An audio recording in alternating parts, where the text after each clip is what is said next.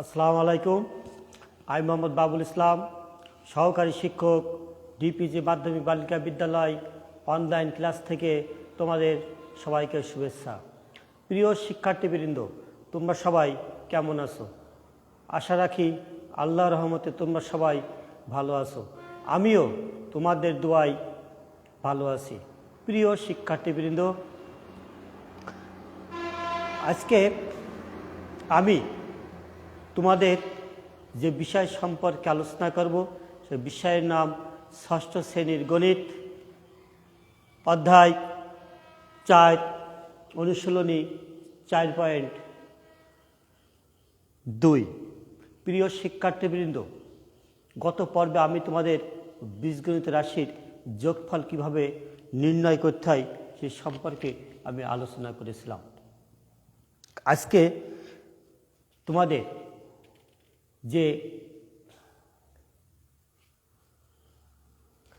বীজগণিত যে অংশ আলোচনা করব সেটা সরল নির্ণয় করো।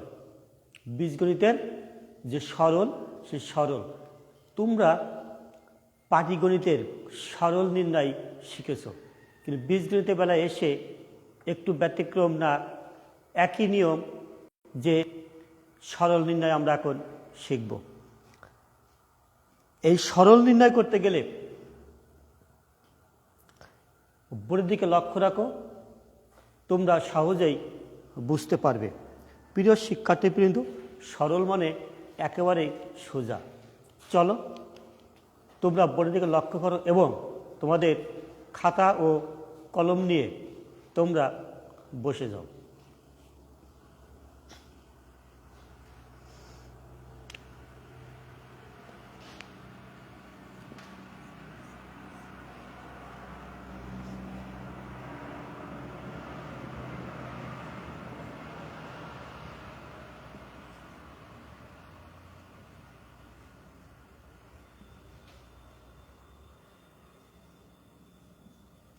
এখানে আছে যে একটা অঙ্ক আমাদের দেখো যে এক্স কিউ গুণ এক্স টু দি পাওয়ার 7, এই অঙ্কটাকে আমরা কি করব? সরল নির্ণয় করব। তো দেখো যে এটাকে যদি গুণ করতে গেলে আমাদের একটা জিনিস সবসময়ের জন্য তোমাদের খেয়াল করতে হবে যে গুণ করতে গেলে যে পাওয়ার থাকে সেই পাওয়ারে কি করতে হবে?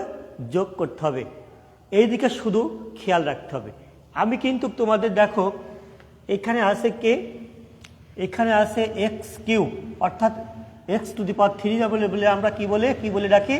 এক্স কিউ গুণ এক্স টু দি পাওয়ার 7। এখন এই দুটো যে আমরা সহজ ভাষায় বোঝার চেষ্টা করি। দেখো আমরা সহজ ভাষায় বোঝার চেষ্টা করি, যদি দুটো এক্সের মধ্যে আমরা একটা এক্স নেব, ঠিক আছে? দুটো এক্সের ভিতরে একটা এক্স নেব, আর এই এক্সের মাথায় 3 আছে গুণ এক্সের মাথায় 7 আছে। এই 7 আর 3 আমরা যোগ করব।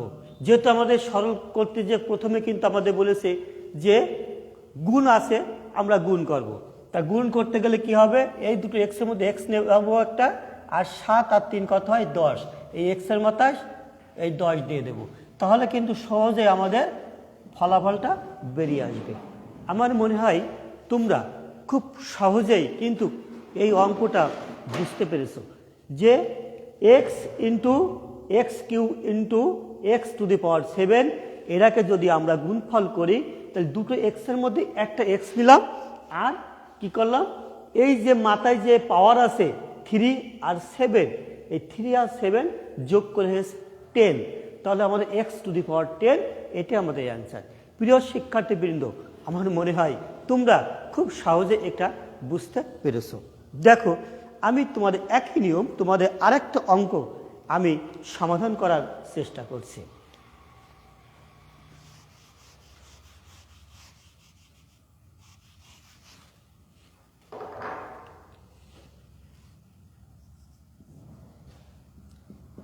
রোমান সংখ্যায় 2 আছে। 2 নম্বর বলছে কি জানো?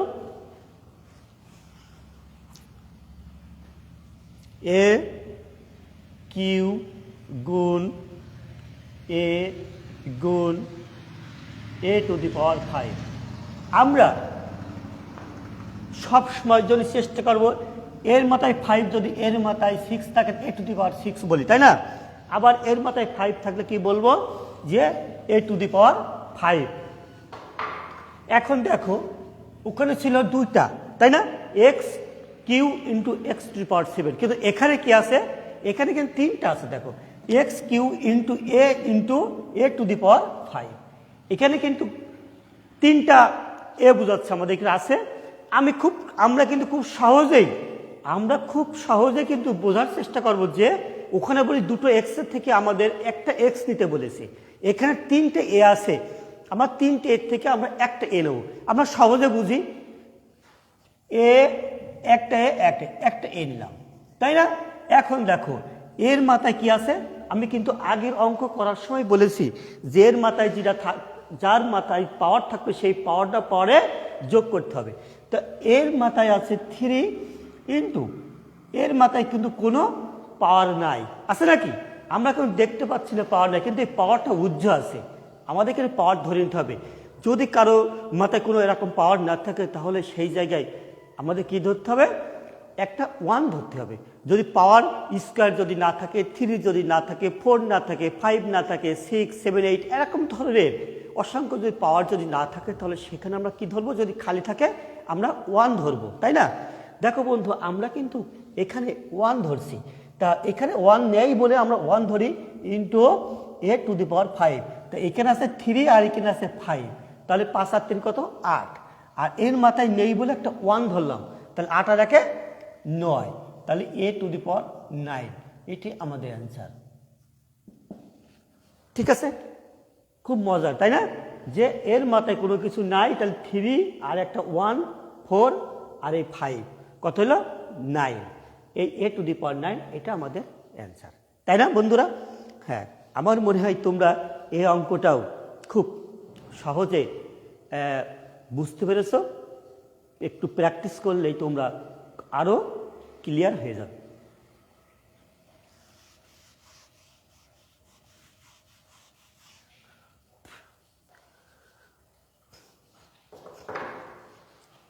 তোমরা মনে করো যে একই নিয়ম 1 আর 2 আমি সমাধান করলাম, 3 নম্বর অঙ্ক তোমরা চেষ্টা করলেই পারবে। আমি তোমাদের যে রোমান সংখ্যা 4 নম্বর অঙ্কটা আছে 1-4, এই 1-4 নম্বর অঙ্কটা আমি একটু সমাধান করার চেষ্টা করি। তোমরা বোর্ডের দিকে লক্ষ্য করো।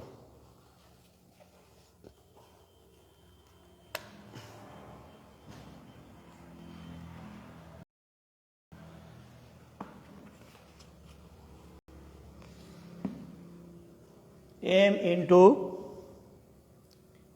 m square into n cube into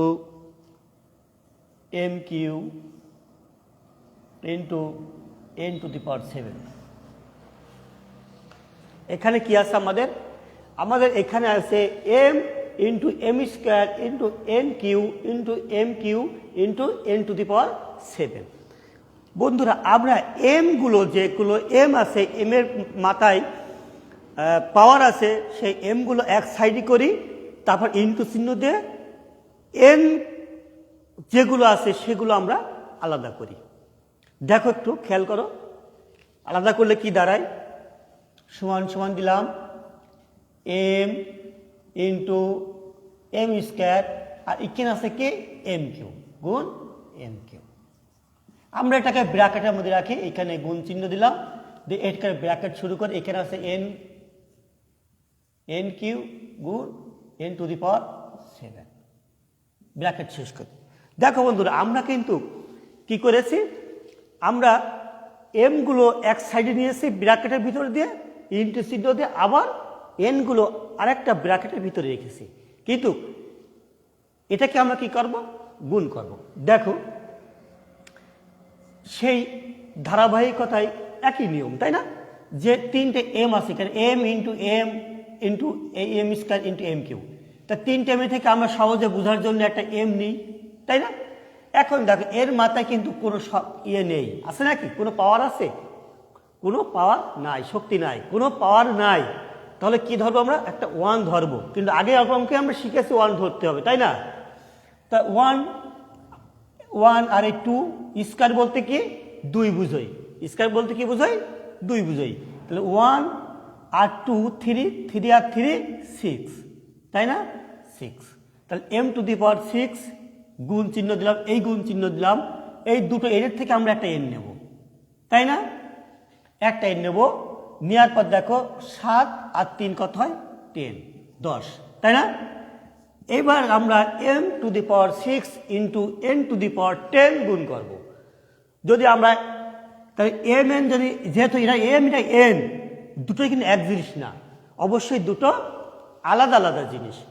তাহলে আমরা এভাবে লিখতে পারি যে mn, তাই না? যেরকম যদি বলি আমি a ইন্টু b যদি গুণ করি, তাহলে কি করতে হয়? আমাদের এ বি লিখতে হয়, তাই না?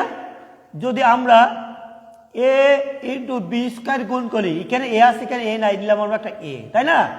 এখানে বি আছে, এখানে বি নাই, নিলাম একটা বি, তার মাথা কি আছে? স্কয়ার আছে, এ বি স্কয়ার। ঠিক একই কায়দায় এখানে এম আছে, এখানে এম নাই, এম নিলাম, এখানে এন আছে, এখানে এন নাই, নিলাম, কিন্তু এর মাথায় দেখো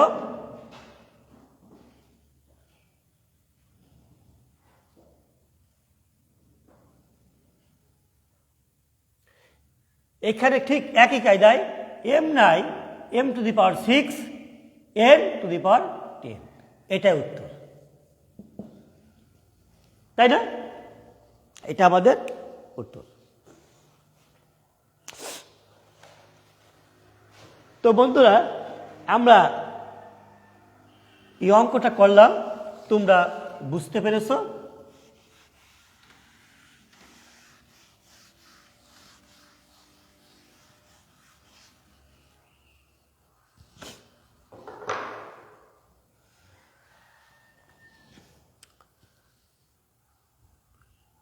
এবার দেখো 4 নম্বর অঙ্ক বলছে, 5 নম্বর বলছে কি, খেয়াল করো।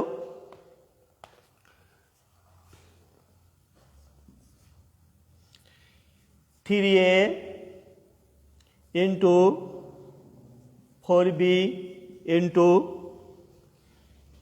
2a into 5c into 3b, তাই না? আমাদের যে পাঠ্য বইয়ের অঙ্ক আছে যে 3a into 4b into 2a into 5c into 3b, তাই না? এভাবে আমাদের আছে। তাহলে আমরা কি করব? আমরা এগুলো এক পাশে রাখবো ব্র্যাকেট দিয়ে, আবার বিগুলো আরেক সাইডে ব্র্যাকেট রাখবো, ব্র্যাকেটের ভিতরে রাখবো, ইন্টু চিহ্ন দিয়ে দিয়ে রাখবো, তাই না? তারপরে সি, তারপরে যেটা থাকে সেটা দেব। আমরা দেখি যে সমান এখানে আছে 3a, তাই না? 3a ইন্টু এখানে 2a আছে, 2a আছে নাকি, এখানে ব্র্যাকেটে রাখলাম, ইন্টু চিহ্ন দিয়ে রাখলাম, 4b আছে, এখানে আমরা 4b লিখি, ইন্টু এখানে 3b আছে, 3b, তারপর কি আছে? Into 5c, 5c। এখন দেখো আমরা সংখ্যায় সংখ্যায় করে গুণ করে আগে 3 আর এখানে 2, তাহলে কত হচ্ছে? 3 2 6, এ আর এ গুণ করলে এ স্কয়ার, তাই না? গুণ 3 4 কত হয়? 12, বি আর বি গুণ করলে বি স্কয়ার ইন্টু 5c। দেখো আমরা এবার কি করব? সংখ্যাগুলো গুণ করি। 5 12 60, 5 12 কত হয়? 60 হয়। 60 গুণ 6, 60 গুণ 6, খেয়াল করো, 0 6 7 360, লিখলে আমরা কত? 360। এখানে এই স্কয়ার আছে, আমরা এই স্কয়ার দিই, বি স্কয়ার, আর এখানে সি, এইটা আমাদের অ্যান্সার। দেখো বন্ধুরা, আমরা কিন্তু খুব সহজেই এই অঙ্কটা করতে পারলাম, তাই না? আশা করি তোমরা বুঝতে পেরেছো। এভাবে তোমরা 6 নম্বর অঙ্কটাও বাসায় বসে প্র্যাকটিস করবে, দেখবে অবশ্যই তোমরা করতে পারবে। আমি একটু 2 নম্বর অঙ্কে যাই।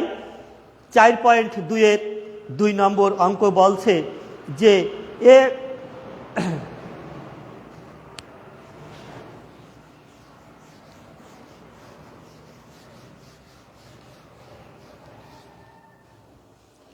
বলছে এ সমান সমান 2, বি সমান সমান 3, সি সমান সমান 1 হলে নিচের রাশিগুলোর মান নির্ণয় করো। নিচের রাশিগুলোর মান নির্ণয় করো, তাই না? তো এ সমান সমান 2, বি সমান 3, সি সমান সমান 1 হলে নিচের রাশিগুলোর মান নির্ণয় করো। দেখা যাক আমরা মান নির্ণয়, তোমাদের কাছে কিন্তু একেবারেই নতুন, তোমরা ক্লাস 6-এ কিন্তু তোমরা 5 বা 4-এ এগুলো তোমরা করনি, তোমাদের কাছে অঙ্কটা একেবারে কিন্তু নতুন।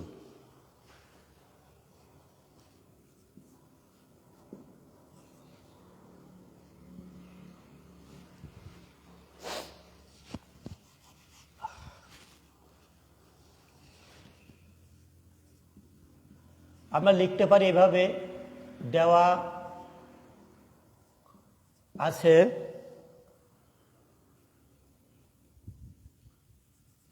এ সমান সমান 2, বি সমান সমান 3, সি সমান সমান 1।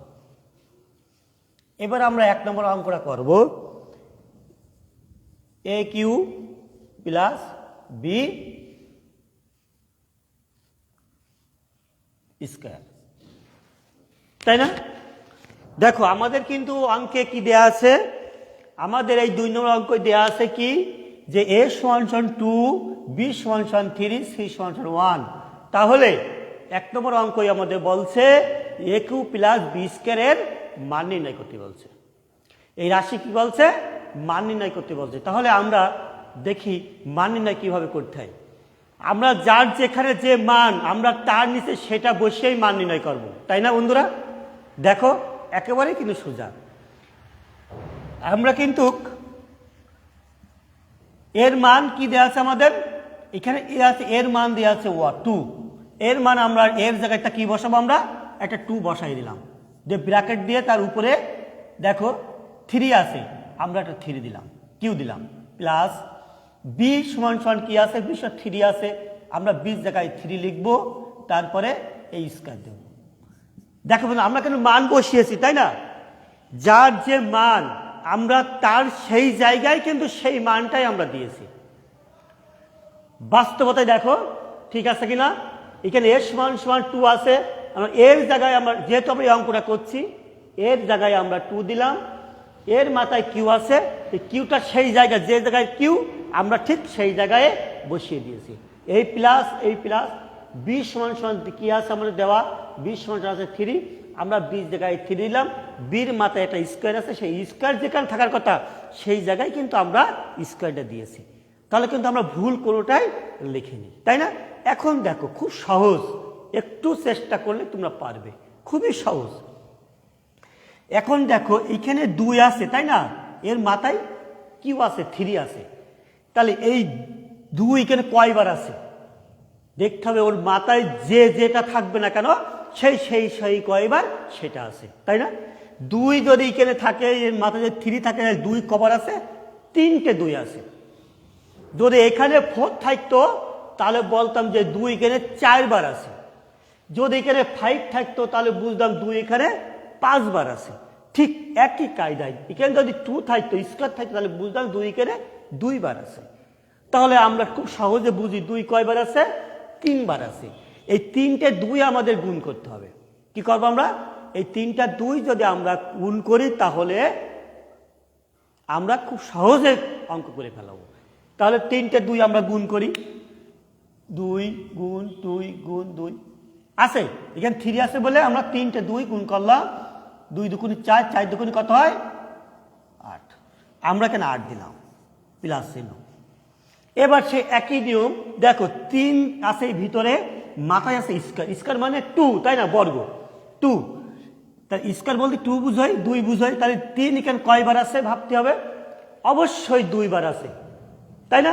এই 3 যদি 2 বার থাকে, সেই দুটো 3 গুণ করতে হবে আমাদের, যে 3 একটা 2 হয়েছে, দুটোটা 3 2 আছে, দুটো 3 গুণ করলে 3টে দিকে 9, আমরা বুঝলাম এটা 9। তাহলে এবার আমাদের অঙ্কর কিন্তু সে মান বসিয়ে পাইছি কত, 8 + 9, এই দুটো যোগ করতে হবে, যেহেতু যোগ রয়েছে ভিতরে একটা কি আছে, প্লাস চিহ্ন আছে, তাহলে আমরা 8 আর 9 কত হয়, 8 আর 9 17। আমরা এই রাশির মান নির্ণয় করে যে ফলাফল পেলাম সেই ফলাফল কত হয়েছে আমাদের 17, তাই না? দেখো খুব সহজে বুঝলাম, তাই না? আমরা যে এর মাথায় এর মান 2, 2-র মাথায় আছে কিউ প্লাস বির মান 3, 3-র মাথায় আছে স্কোয়ার, 2 কবার আছে 3 বার আছে, 3টে 2 গুণ করলে 8 হয়, প্লাস 3 দুবার আছে, দুটো 3 গুণ করলে 9 হয়, যে 8 আর 9 17 যোগ করে আমাদের এটা হয় 17 হয়েছে, তাই না? আমরা কিন্তু খুব সহজেই এই মানের অঙ্কটা শিখলাম, তাই না বন্ধুরা? এবার দেখো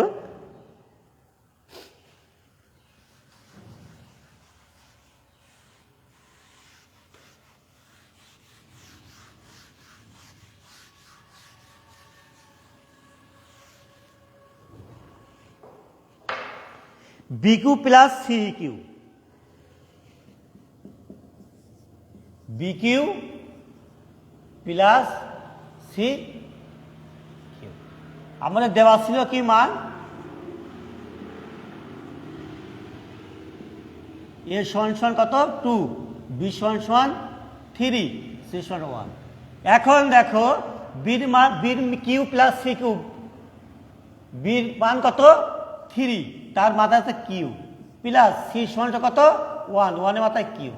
এখন দেখো 3 কবার আছে 3 বার আছে, 3টে 3 আছে, 3 ইন্টু 3 ইন্টু 3, 3 3 নয় 3 9 27, আমরা লিখলাম এখানে 27, প্লাস 1 কবে 3 বার, 3টে 1 গুণ করলে 1 গুণ 1 গুণ 1, তাহলে 1ই হয়, তাই না? 27 আর 1 28। এভাবেই আমরা মানের অঙ্ক শিখব, তাই না বন্ধুরা? তোমরা যে যেখানে আসো অবশ্যই ভালো থাকো, সুস্থ থাকো, সেই কামনা করে আজকে আমার এই অনলাইন ক্লাস শেষ করছি। আল্লাহ হাফেজ।